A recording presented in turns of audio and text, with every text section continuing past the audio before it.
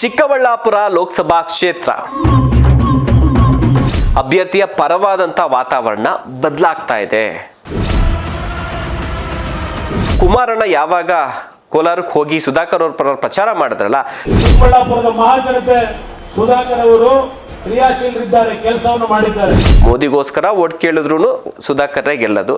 ನಿಮ್ಮ ಸೇವೆಯನ್ನ ನಿಮ್ಮ ಮಗನಾಗಿ ನಾನು ಮಾಡ್ತೀನಿ. ಎಲ್ಲಿ ನಾವು ಸೋಲನ್ನ ಅನುಭವಿಸ್ತೀವಲ್ಲ ಅಲ್ಲೇ ನಮ್ಮ ಗೆಲುವನ್ನ ನಾವು ದಾಖಲಿಸಬೇಕು. ನಮಸ್ಕಾರ, ಪೊಲಿಟಿಕಲ್ ಸ್ಪೆಷಲ್ಗೆ ಸ್ವಾಗತ. ನೀವು ನೋಡ್ತಾ ಇದ್ದೀರಾ ನ್ಯಾಷನಲ್ ಟಿವಿ. ನಾನು ಶಿವಪ್ರಸಾದ್ ಮಾಗಡಿ. ಚಿಕ್ಕಬಳ್ಳಾಪುರ ಲೋಕಸಭಾ ಕ್ಷೇತ್ರ ದಿನ ಕಳೆದಂತೆ ಅಲ್ಲಿನ ವಾತಾವರಣ ಅಂತಂದ್ರೆ ಹವಾಮಾನ, ಈ ವಾತಾವರಣ ಅಲ್ಲ, ಚುನಾವಣೆಯ ವಾತಾವರಣ, ಪಕ್ಷದ ಪರವಾದಂಥ ವಾತಾವರಣ, ಅಭ್ಯರ್ಥಿಯ ಪರವಾದಂಥ ವಾತಾವರಣ ಬದಲಾಗ್ತಾ ಇದೆ. ಡಾಕ್ಟರ್ ಕೆ ಸುಧಾಕರ್ ಅವ್ರಿಗೆ BJPಯಿಂದ ಟಿಕೆಟ್ ಘೋಷಣೆ ಆಯ್ತಲ್ಲ, ಘೋಷಣೆ ಆದಂಥ ಸಂದರ್ಭದಲ್ಲಿ ಒಂದಷ್ಟು ಗೊಂದಲಗಳಿತ್ತು.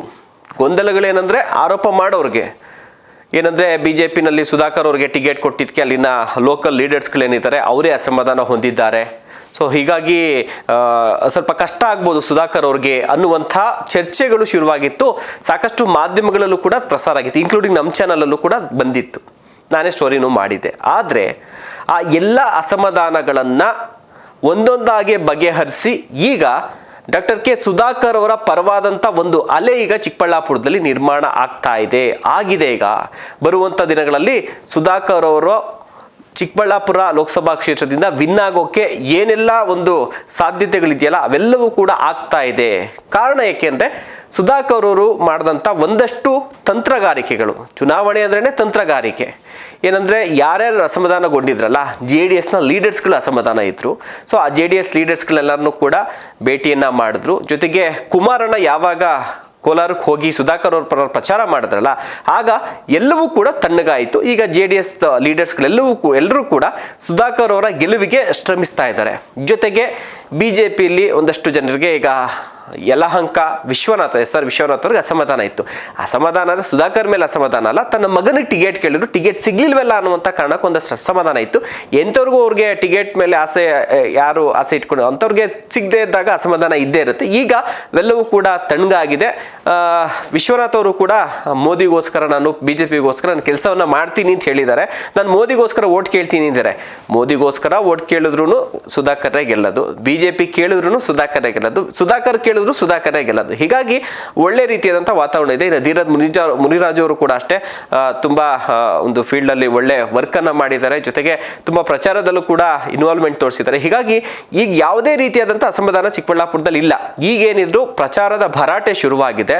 ಯಡಿಯೂರಪ್ಪ ಅವರು ಕೂಡ ಸುಧಾಕರ್ ಅವರ ಪರವಾಗಿ ನಾನು ಹೋಗಿ ಪ್ರಚಾರವನ್ನು ಮಾಡ್ತೀನಿ ಅಂತ ಹೇಳಿದ್ದಾರೆ. ರಾಷ್ಟ್ರೀಯ ನಾಯಕರು ವಿಜೇಂದ್ರ ಅವರು ಕೂಡ BJP ಅಧ್ಯಕ್ಷರು ಕೂಡ ಚಿಕ್ಕಬಳ್ಳಾಪುರಕ್ಕೆ ಹೋಗಿ ಪ್ರಚಾರವನ್ನು ಮಾಡೋದಕ್ಕೆ ಒಂದು ಶೆಡ್ಯೂಲ್ ರೆಡಿ ಆಗಿದೆ. ಇನ್ನು ರಾಷ್ಟ್ರೀಯ ನಾಯಕರು ಕೂಡ ಚಿಕ್ಕಬಳ್ಳಾಪುರಕ್ಕೆ ಬರ್ತೀನಿ ಅಂತ ಹೇಳಿದ್ದಾರೆ.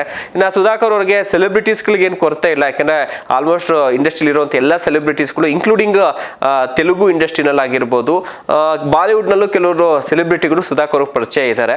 ಸೊ ಸೆಲೆಬ್ರಿಟಿಗಳು ಬಂದೇಟ್ಗೆ ವೋಟ್ ಬರುತ್ತೆ ಅಂತಲ್ಲ, ಅದೊಂದು ಎಲೆಕ್ಷನ್ ಅಂದಮೇಲೆ ಅದೊಂದು ಕ್ರೇಜ್ ಇರುತ್ತಲ್ವ. ಹೀಗಾಗಿ ಒಂದಷ್ಟು ಜನ ಸೆಲೆಬ್ರಿಟೀಸ್ಗಳು ಕೂಡ ಬಂದು ಚಿಕ್ಕಬಳ್ಳಾಪುರದಲ್ಲಿ ಪ್ರಚಾರವನ್ನು ಮಾಡೋದಕ್ಕೆ ಒಪ್ಕೊಂಡಿದ್ದಾರೆ. ಮುಂಬರುವಂಥ ದಿನಗಳು ಅದೆಲ್ಲವೂ ಕೂಡ ಆಗುತ್ತೆ. ಇದರ ಜೊತೆಗೆ ಬಹಳ ಇಂಪಾರ್ಟೆಂಟ್, ಇದೆಲ್ಲ ಆಗಿದ್ದಕ್ಕೆ ಸುಧಾಕರ್ ಅವರು ಗೆದ್ದು ಬಿಡ್ತಾರೆ ಅಂತ ನೀವು ಹೇಳ್ತಾ ಇದ್ದೀರಾ ಅನ್ನುವಂಥದ್ದಲ್ಲ. ಸುಧಾಕರ್ ಅವ್ರ ವಿಚಾರವಾಗಿ ಕ್ಷೇತ್ರದಲ್ಲಿ ಒಂದಷ್ಟು ಟಾಕ್ಸ್ ಇತ್ತು. ಏನಂದರೆ ಸುಧಾಕರ್ ಅವರು ಗೆದ್ಬಿಟ್ಟು ಹೋದ್ರು, ಹಣನೋ ತಂದ್ರು, ಅಭಿವೃದ್ಧಿ ಮಾಡಿದ್ರು, ಆದರೆ ಜನಕ್ಕೆ ಸಿಗ್ತಾ ಇರಲಿಲ್ಲ ಸುಧಾಕರ್. ಇದೇ ಅವ್ರಿಗೆ ನೆಗೆಟಿವ್ ಆಗ್ತಾ ಇತ್ತು. ಕಳೆದ ಬಾರಿ ಚುನಾವಣೆಯಲ್ಲಿ ಸೋಲೋದಕ್ಕೆ ಇದು ಒಂದು ಕಾರಣ ಅನ್ನುವಂಥದ್ದಿತ್ತು. ಆದರೆ ಈಗ ಜನರಿಗೆ ಒಂದಷ್ಟು ರಿಯಲೈಸ್ ಆಗಿದೆ. ನೋಡಿ, ಸುಧಾಕರ್ ಅವರು ಯಾಕೆ ಜಾಸ್ತಿ ಕ್ಷೇತ್ರಕ್ಕೆ ಬರಲಿಲ್ಲ? ಯಾಕೆಂದರೆ ಅವರು ಕೇವಲ ಈ ಶಾಸಕರಾಗಿದ್ದರೆ ನಿಮ್ಮ ಕ್ಷೇತ್ರದಲ್ಲೇ ಇದ್ದು ದಿನ ಸಿಕ್ಕಿ ನಿಮ್ಮ ಕೆಲಸ ಕಾರ್ಯಗಳನ್ನ ಅವಾಗ ಮಾಡ್ತಿದ್ರು. ಅವರು ಮಿನಿಸ್ಟರ್ ಆಗಿದ್ರು.